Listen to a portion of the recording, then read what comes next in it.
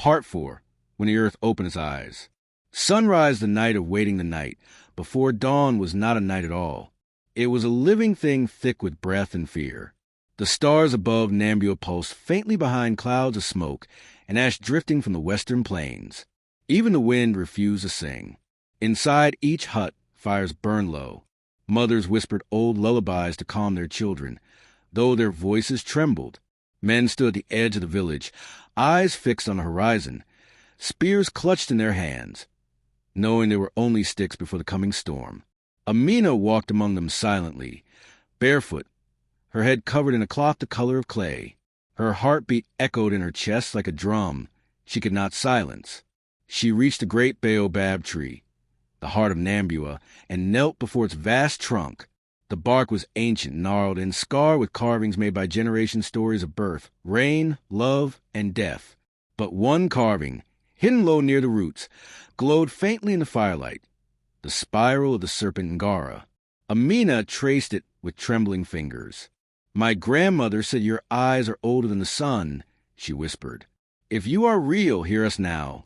Fire the gathering the drums began again, not for dancing, not for harvest, for calling. Elder Kofi emerged from the shadows, his white hair reflecting the firelight like threads of silver. He was followed by the others of Council of Nambua, elders wrapped in cloth the color of dusk, carrying staffs carved with symbols of ancestors. No one replied. They all knew what he meant. The war. The soldiers from the west. Men wearing iron and riding beasts that breathed fire. They had already burned 3 villages. The survivors spoke of machines that roared like storms and spat metal that tore the air. Amina clenched her fists. "We cannot run," she said quietly. He struck his staff upon the ground once. The sound echoed through the roots beneath them. The baobab shivered. "The earth was young," he continued. "Ngara watched over us. The serpent's breath made the rivers flow. Its scales became the mountains. Its sleep gave us soil. And when our ancestors called, it rose to protect them." The villagers exchanged fearful glances. Globes showing Europe, Africa, the awakening, the drums grew louder. Tum, tum, tum, a slow, deep rhythm that made the air tremble. Amina closed her eyes. She placed both hands on the earth. The soil was warm. Then it pulsed. Her breath caught. The pulse came again, deeper this time, rippling through her arms, into her bones. The sound was not of earth breaking, but of something breathing. The villagers stepped back as the ground began to quiver. Dust rose in spirals. The baobab's roots twisted, groaning as if alive.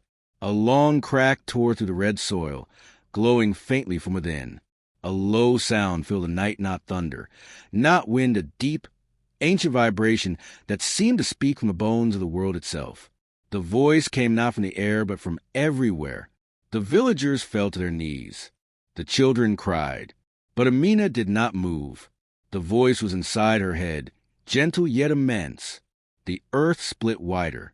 A blinding golden light poured from the crack. Not fire, not flame, but something alive. From the heart of that light, scales shimmered, black as obsidian, lined with rivers of molten gold. Then came the eyes, 2 vast orbs, burning with ancient sorrow, opened slowly. Their gaze swallowed the night. Every soul felt the weight of something divine and old beyond measure. The serpent Ngara had awakened.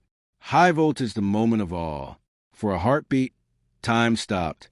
The villagers saw themselves reflected in those golden eyes, their fear, their courage, their hunger to live.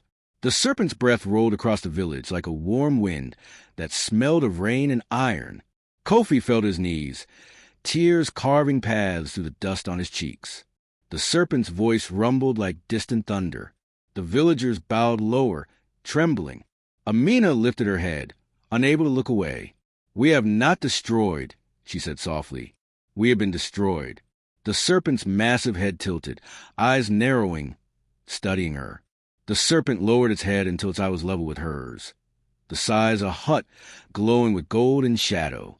In its reflection, she saw herself, small, fragile, but burning with light. Cloud with rain, the vanishing then. As suddenly as it came, the serpent began to sink back into the ground. The golden light faded into the cracks. The trembling stopped. The air cooled. The villagers stood in silence, watching as the last glow of Ngara's scales disappeared beneath the soil. Only Amina's hand still glowed faintly where she had touched the earth. Amina looked to the west. There on the horizon, the red glow of fire flickered. The invaders were closer now. The hum of machines echoed faintly in the distance, mixing with the cries of night birds fleeing their nests. She took a deep breath, her eyes filled with both fear and fire. Crescent moon the night before dawn. The village prepared. Women gathered children in the old beneath the baobab, leaving offerings of millet and milk. Men sharpened spears, though they knew they were nothing against iron. And Amina, the girl who heard the earth breathe, stood at the edge of the village, staring at the horizon where smoke and stars met. Beneath her feet, she could still feel the slow, steady pulse of the serpent, a rhythm older than time. The land itself was holding its breath.